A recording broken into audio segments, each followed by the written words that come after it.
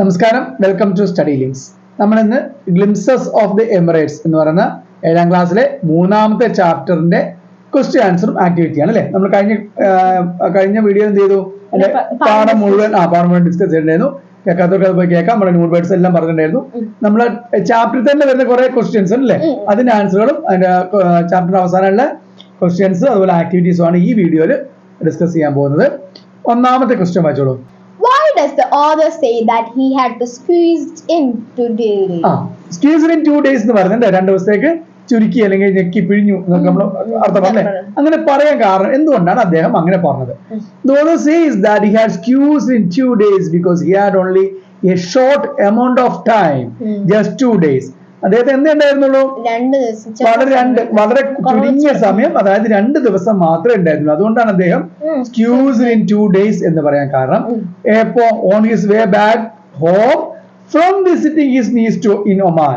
ഒമാനിലെ നീസിനെ വിസിറ്റ് ചെയ്തിട്ട് തിരിച്ച് ബാഗിൽ കാലിക്കറ്റേക്ക് വരുന്ന സമയത്ത് അദ്ദേഹത്തിന് എത്ര ഉണ്ടായിരുന്നുള്ളൂ? 2 ദിവസം ഉണ്ടായിരുന്നുള്ളൂ. He managed to fit in a short visit to the യുഎയിലേക്ക്. ആ 2 ദിവസം കൊണ്ട് അയാൾ മാനേജ് ചെയ്തു, അവിടെ വിസിറ്റ് ചെയ്യാൻ വേണ്ടി മാനേജ് ചെയ്തു. രണ്ടാമത്തെ question. Why does the author say one feels a kind of heavenly bliss at these quiet beaches? എന്തുകൊണ്ടാണ് ഓഥർ അങ്ങനെ പറയാൻ കാരണം? One feels a kind of heavenly bliss at these quiet beaches. ശാന്തമായ beach, കടൽ തീരത്ത് സ്വർഗമായ ഒരു ഫീൽ നമുക്ക് ഉണ്ടാവാൻ കാരണം ഉണ്ടെന്ന് അദ്ദേഹം പറയുന്നുണ്ട്. എന്താണ് അങ്ങനെ പറയാൻ കാരണം?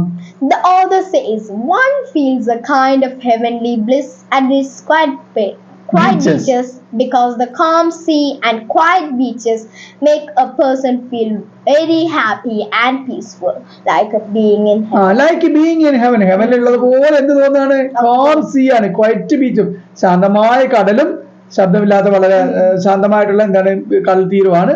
ഒരു മനുഷ്യൻ എന്ത് ചെയ്യുന്നുണ്ട്? ഹാപ്പി, സന്തോഷവും പീസ്ഫുളും സമാധാനവും ഒക്കെ തരുന്നതുകൊണ്ട് അദ്ദേഹം ഹെവൻലി എന്നതിനെ പറയാൻ കാരണം. മൂന്നാമത്, why did the author have to satisfy himself with the photographs on the net? അത് ഫോട്ടോഗ്രാഫിൽ നോക്കിയിട്ട് എന്ത് ചെയ്യുന്നുണ്ട്? ഞാൻ അത് സാറ്റിസ്ഫൈ ആയി എന്ന് പറഞ്ഞു. എന്നെ കുറിച്ചാണ് നൂർ അബുദാബി പവർ പ്ലാന്റിനെ കുറിച്ച് പറഞ്ഞു. എന്താണ് അങ്ങനെ പറയാൻ കാരണം?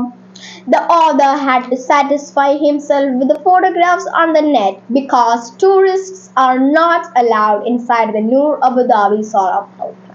Solar power plant, Noor Abu Dhabi solar power പ്ലാന്റിലേക്ക് അദ്ദേഹത്തിന് കടത്തി വിടുന്നില്ല. അതുകൊണ്ടാണ് അദ്ദേഹം നെറ്റിൽ നിന്ന് ഫോട്ടോ എടുത്തിട്ട് സാറ്റിസ്ഫൈ ആയി എന്ന് പറഞ്ഞാൽ വളരെ ചുരുക്കിയിട്ടാണ്, ചെറിയ രീതിയിലാണ് നമ്മൾ ആൻസേഴ്സ് ഒക്കെ. നിങ്ങൾ ഇത്രയും പഠിച്ചത് തന്നെ മതി. ഇതൊക്കെ നിങ്ങൾക്ക് ആ ടെക്സ്റ്റിൽ നിന്ന് തന്നെ നിങ്ങൾക്ക് എടുത്തിട്ട് എഴുതാൻ പറ്റുന്ന ക്വസ്റ്റ്യൻ ആൻസേഴ്സ് തന്നെയാണ്. അടുത്തത്, what does the author mean by a feeling of being out of the world?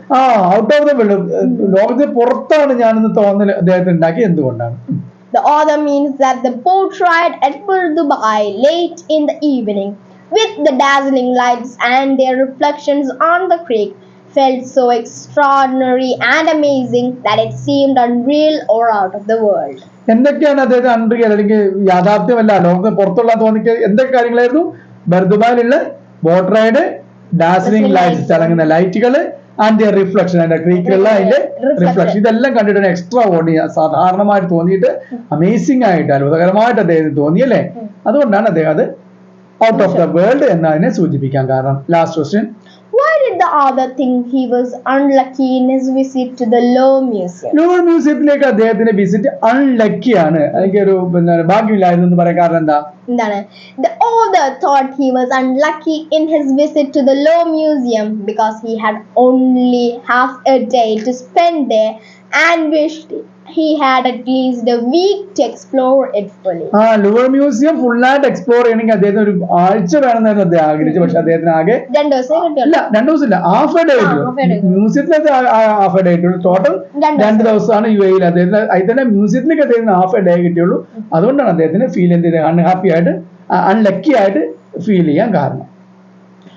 ഇത്രയാണ് പിന്നെ നമ്മുടെ എന്താണ് ചാപ്റ്ററിൽ വന്നിട്ടുള്ള ക്വസ്റ്റ്യൻസിന്റെ ആൻസേഴ്സ്. നമ്മൾ ചാപ്റ്ററിന്റെ അവസാനത്തിലേക്ക് പോവുകയാണ് കേട്ടോ. ഇനി ഇവിടെ നമ്മൾ ചോദിച്ചിട്ടുള്ള എന്താണ്? 3 പിക്ചേഴ്സ് നമുക്ക് തന്നിട്ടുണ്ട്. ഈ 3 പിക്ചേഴ്സിലും ഓരോ പിക്ചറിനെ കുറിച്ച് നിങ്ങൾ ടെക്സ്റ്റ് ഒന്ന് സെന്റൻസുകൾ എഴുതാനാണ് പറഞ്ഞത്. ഒന്നാമത്തെ നമ്മൾ ബുർജ് ഖലീഫ ചിത്രമാണ്. എന്താണ് ബുർജ് ഖലീഫയെ കുറിച്ച് എന്തൊക്കെയാണ് നമ്മുടെ ചാപ്റ്ററിൽ പറഞ്ഞ സെന്റൻസുകളാണ്. 1, 2 ഒക്കെ നിങ്ങൾക്ക് 2, 3 എത്ര ഉള്ളത് നിങ്ങൾക്ക് എഴുതാം. നമ്മൾ കുറച്ച് കണ്ടുപിടിച്ച് പറയുന്നുണ്ട്, ഒന്ന് വായിച്ചോളൂ ഏതൊക്കെയാണുള്ളത്. I was able to view the imposing Burj Khalifa, the tallest building in the world. അതാണ് ഒരു സെന്റൻസ് ബുർജ് ഖലീഫയെ കുറിച്ച് പറഞ്ഞുള്ളത്. പിന്നെ രണ്ടാമതൊരെണ്ണം കൂടിയുണ്ട് ബുർജ് ഖലീഫയുടെ. Climbing it all the way up would take you to the top of the world. Of course, I could not do it. ആ രണ്ട് സെന്റൻസിലാണ് Burj ഖലീഫയെ കുറിച്ചിട്ട് പറഞ്ഞത്. പിന്നെ നമുക്ക് രണ്ടാമത് പറഞ്ഞിട്ടുള്ള ക്രീക്കിന്റെ ചിത്രമാണ്. ക്രീക്കിൽ ഒരു ബോട്ട് പോണ ചിത്രമാണ്. ആ ക്രീക്കിൽ ബോട്ട് പോണതിനെ കുറിച്ച് പറഞ്ഞുള്ള ഒരു സെന്റൻസ് വായിച്ചോളൂ. A boat ride at Dubai late in the evening was fascinating. ഒരു ഫാസിനേറ്റിംഗ് എക്സ്പീരിയൻസ് ആണ് പറഞ്ഞിട്ടുണ്ട്.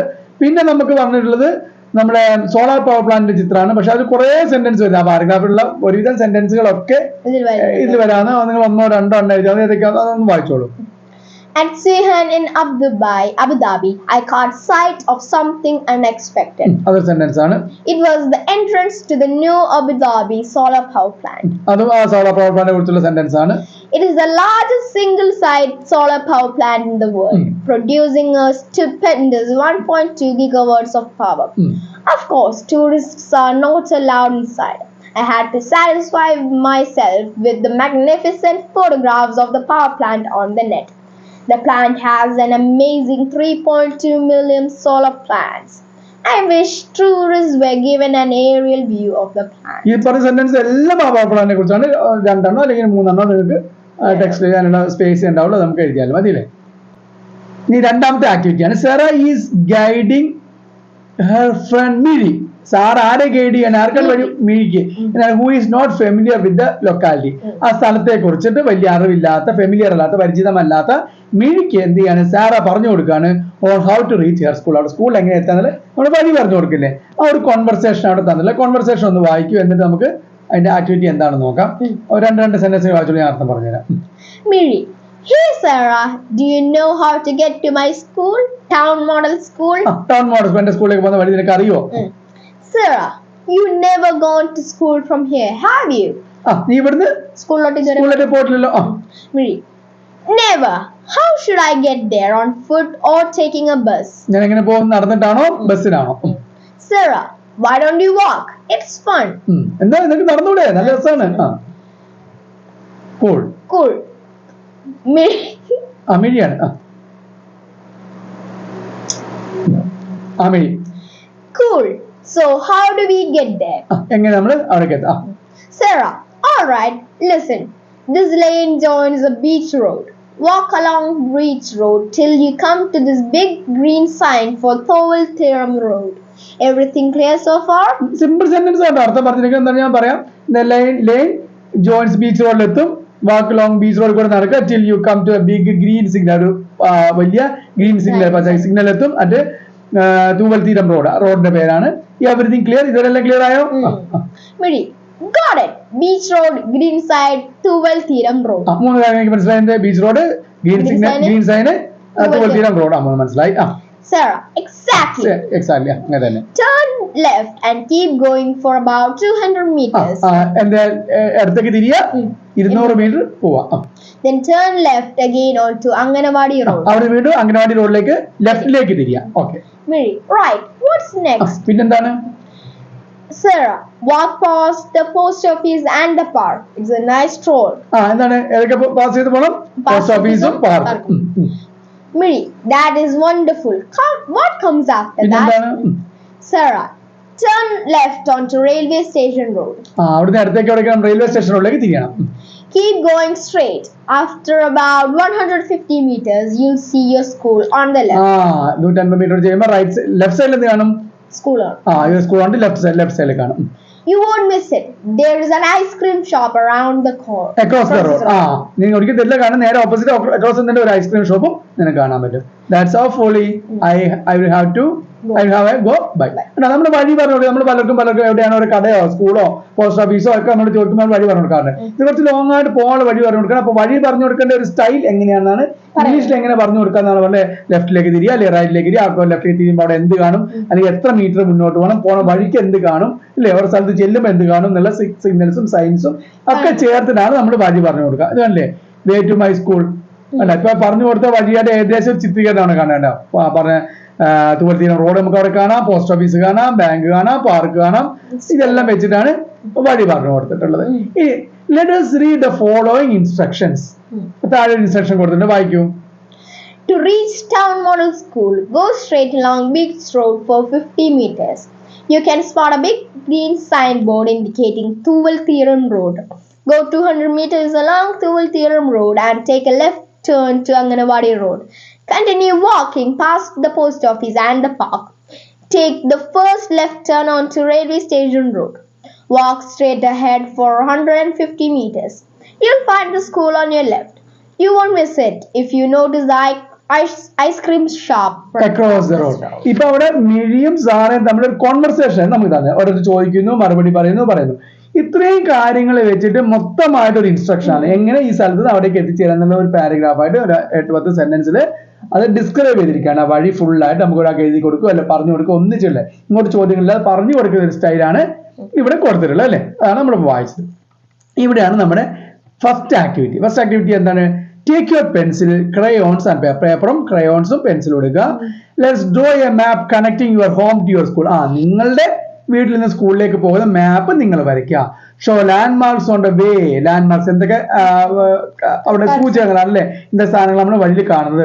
On the way like a park ആവാം, സൂപ്പർ മാർക്കറ്റ് ആവാം, ബാങ്ക് ആവാം, അക്ഷയ കേന്ദ്ര ആവാം, പോസ്റ്റ് ഓഫീസ് ആവാം. ഇതെല്ലാം എന്ത് ചെയ്യുക? Let us name the road too. റോഡുകളുടെ പേര്, പല റോഡുകൾക്ക് പേര്, സ്കൂൾ റോഡ് അല്ലെങ്കിൽ അംഗനവാടി റോഡ് എന്നൊക്കെ പറഞ്ഞ പോലെ, അല്ലെ പോസ്റ്റ് ഓഫീസ് റോഡൊക്കെ റോഡുകളുടെ പേരുണ്ടാവാം, അല്ലെങ്കിൽ വേറെ എന്തെങ്കിലും ആൾക്കാരുടെ പേര് വെച്ചുള്ള റോഡുകൾ ഉണ്ടാവാം.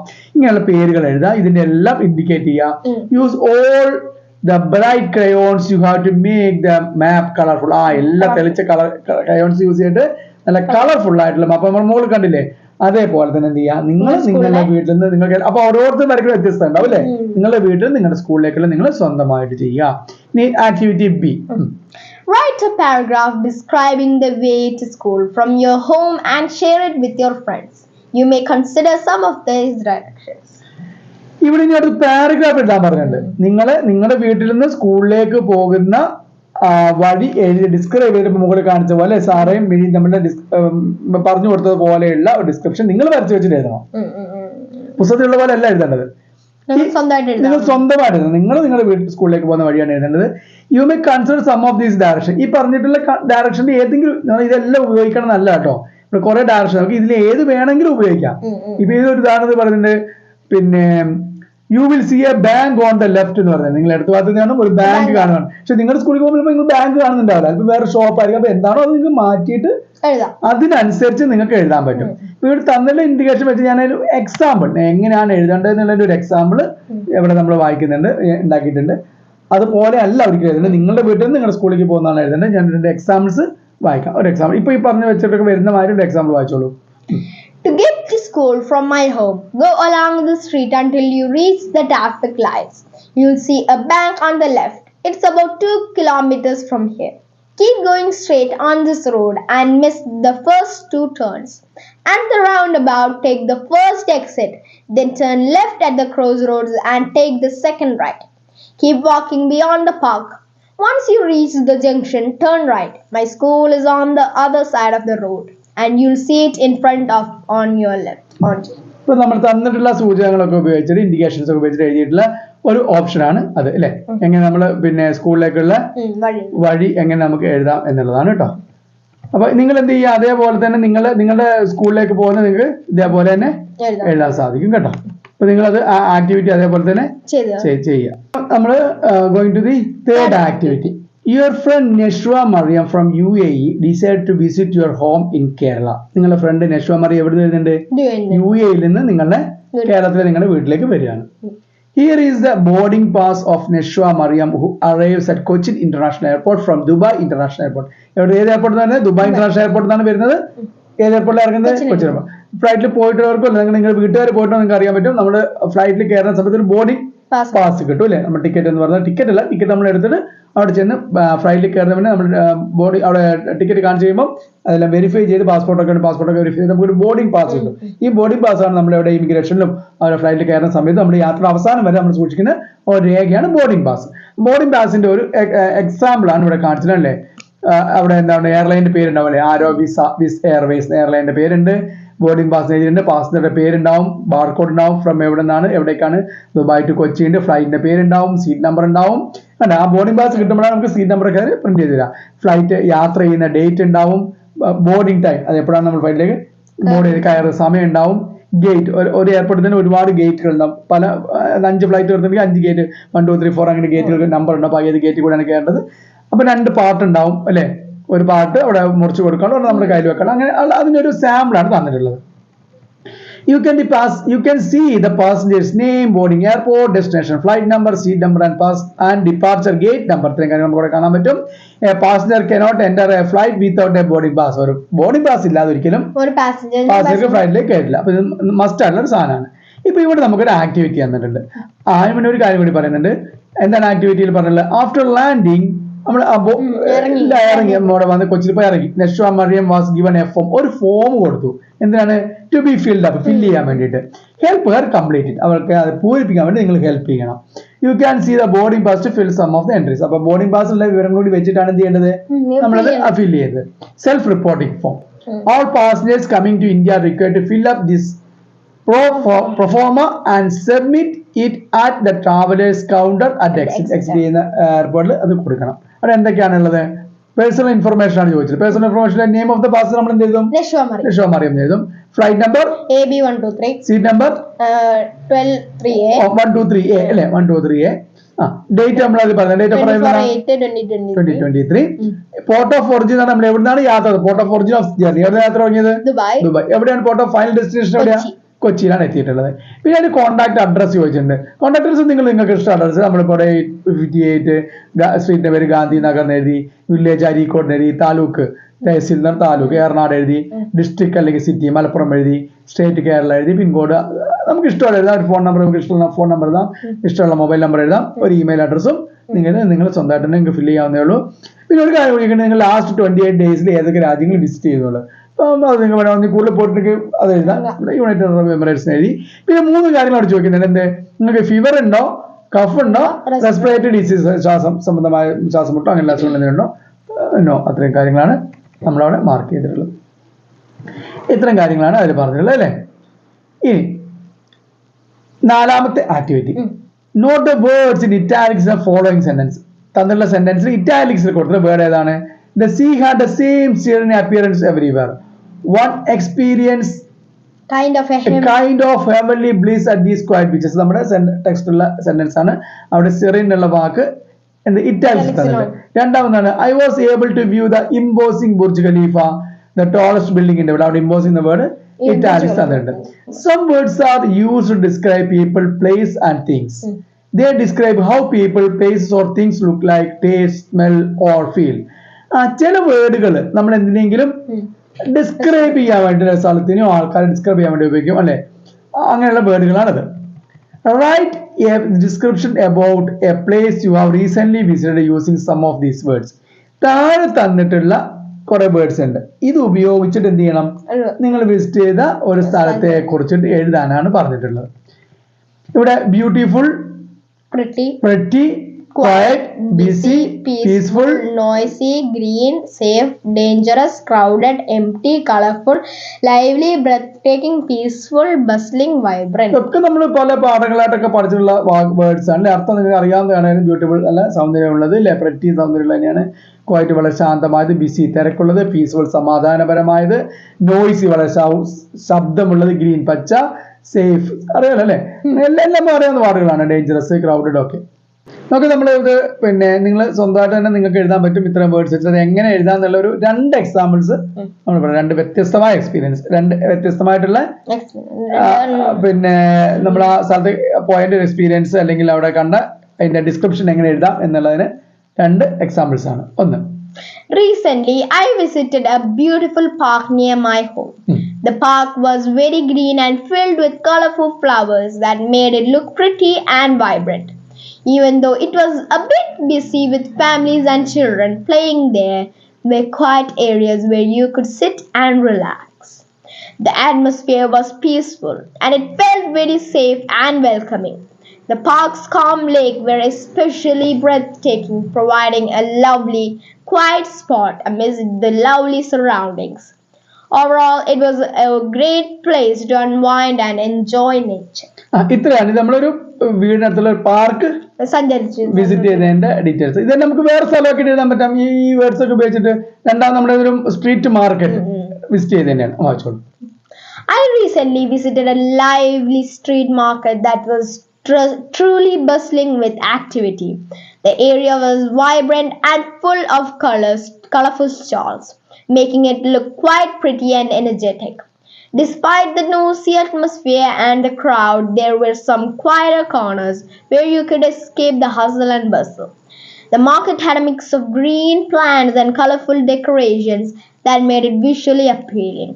Although it was crowded, it felt safe and friendly, offering a wonderful experience of the city's vibrant culture.